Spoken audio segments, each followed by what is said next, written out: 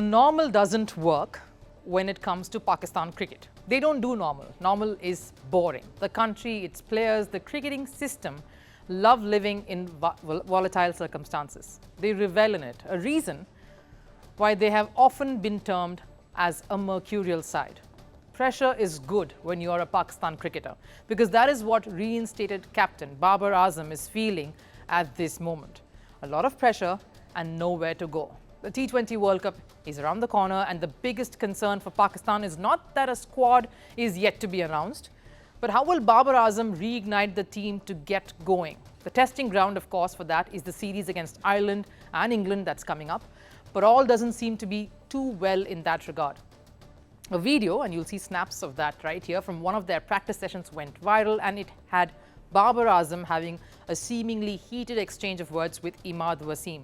It is just about everywhere, and now arguments, disagreements is all fine, and it happens in every team. But this is not every team. This is Pakistan, and they have a history of living in chaos and making the headlines for all the wrong reasons. There are rumors, of course, of infighting in the Pakistan camp, and there are two camps.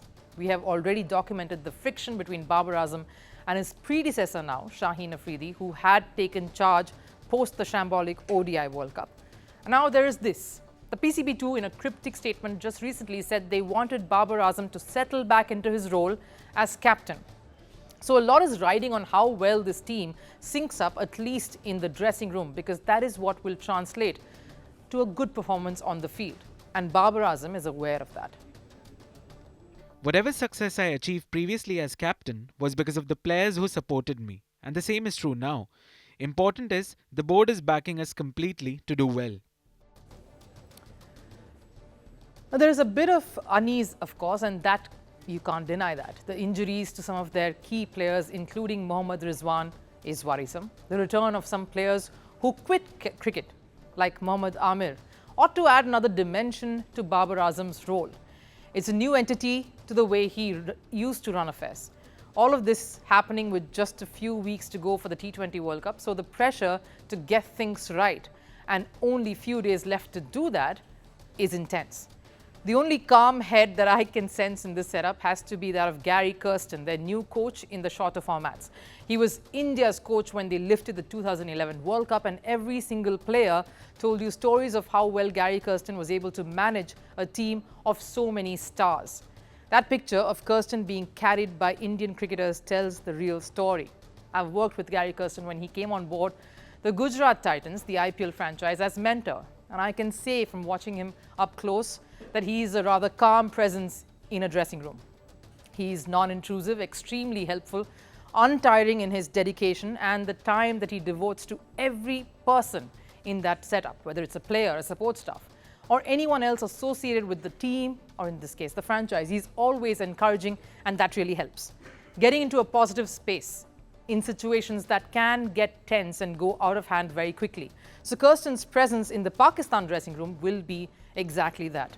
And Babar Azam believes Kirsten will add a lot of depth to the Pakistan think tank.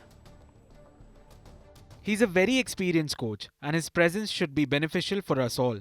He's already taking a lot of interest in the planning for the World Cup and discussing strategy with the team management. He shares his plans with us. Discussions are happening with coaches about our planning, and we update him on net practice plans, like how the bowling practice went today. And let's face it, Babar Azam will need someone to act as the foil here when tempers flare or when the many egos clash, because there will be a lot of that happening in the weeks to come. And Babar Azam has a lot riding on him too as an individual performer, a key batter in that lineup. He's creeping up on an incredible record when it comes to most runs scored in the T20 international format. He's currently behind Rohit Sharma and Virat Kohli. He needs 215 runs to surpass Kohli and 151 to get past Rohit Sharma in that second position. And he's also gotten so far in lesser number of innings. So there is a lot on him to perform, because he is arguably one of the best batters Pakistan has produced. And it doesn't help too that the board has put out an announcement of rewarding each of their players $100,000 if they win the World Cup. The idea, of course, was to provide an incentive, but talk about added pressure. Maybe focusing on getting things right against Ireland first up will be a good place to start for this captain to set his comeback at the helm straight.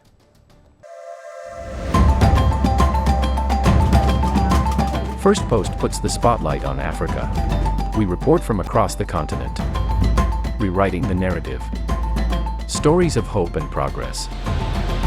Amid coups, conflicts, and climate crisis. The challenges are many, but so are the opportunities.